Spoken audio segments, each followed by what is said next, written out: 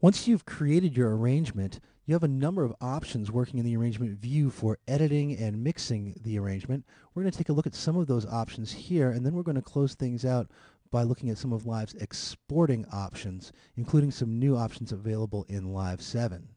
So here's the arrangement that I've created, which you saw at the end of the last movie, and I'm in Live's arrangement view. Now, the arrangement view may be more familiar to those of you who have worked with other digital audio programs such as Logic or Acid or GarageBand. It's a linear look at our arrangement, and I can start playback by double-clicking on the stop button and starting from 0.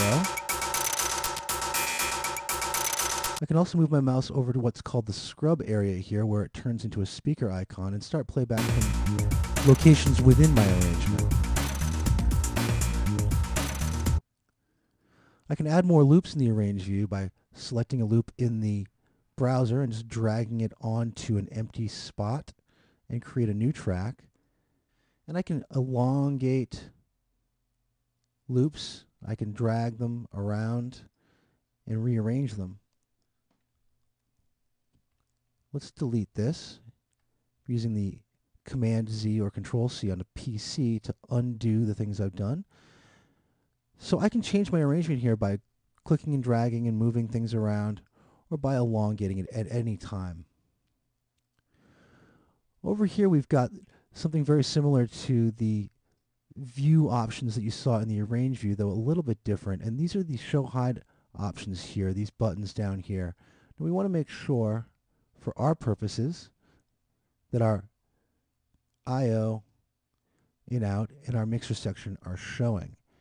Each track has what's called an unfold track button, and I can unfold this track, and as you can see I can view the waveform for the track, and what's visible right now is the track volume for my track. And what I can do here is select this and raise or lower the volume of my track. And I can also do the same thing over here by clicking and dragging down or up to adjust the volume of individual tracks.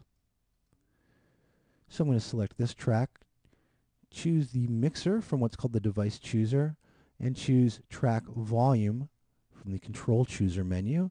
And again, I can adjust the volume for this track as well. Moving on to the master track, I'm going to select track volume, close these up here. Now I want to elongate the end of this song so I can create a fade out. So what I'm going to do is I'm going to select a loop. I'm going to Control A or Command A click to select all of my loops. I'm going to click and drag out and expand all of these loops a bit further.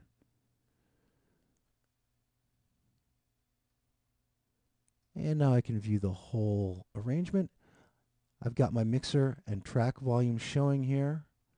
I'm going to double click and create what's called a breakpoint, and double click a second time. I've created 2 breakpoints, and I'm lowering this one, and I've created a fade out. Let's hear how that sounds by clicking up in the scrub area.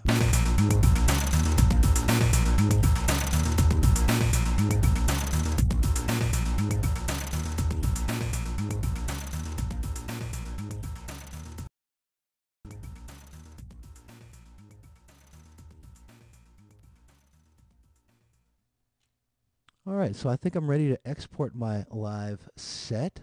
So what I'm going to do is I'm going to click here in what's called the loop punch recording region. This is also the export brace.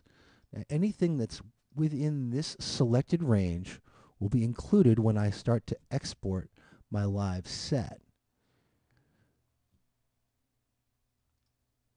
I'm going to go to Live's File menu, and I'm going to choose Export Audio Video, which is new in Live 7. In previous versions of Live, it was just Export Audio. And this is going to bring up my Export Audio Video dialog window. I'm going to make some choices here that are going to be very important to the exporting process. First, I'm going to choose the Rendered Track drop-down menu here and make sure that Master Track is chosen. I also have the option to export individual tracks and even my return tracks, but I want to export my entire mix, so I'm choosing Master Track. Now I can also select Normalize, and that means that Live will export my audio and make it as loud as it can possibly be without distorting. Render's loop functionality is used for exporting individual loops or looped sections. We're definitely going to leave that off here because we're not creating any kind of loop.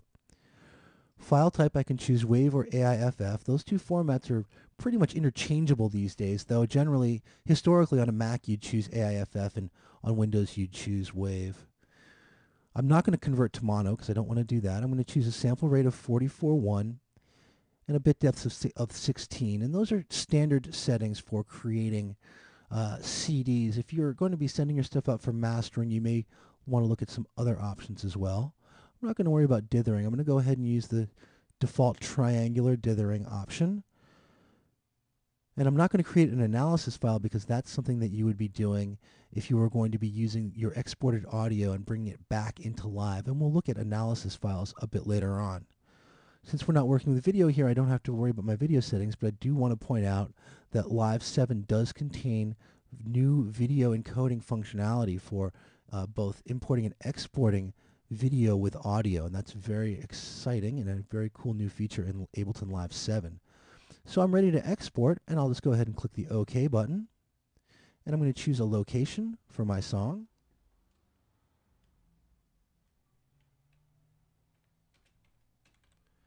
And a name, and I'm going to save this to my desktop.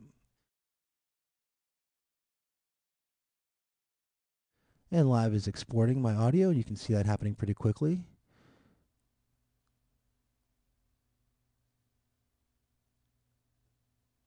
And the file is now on my desktop, and I'm going to go ahead and open that up so you can hear the exported final song.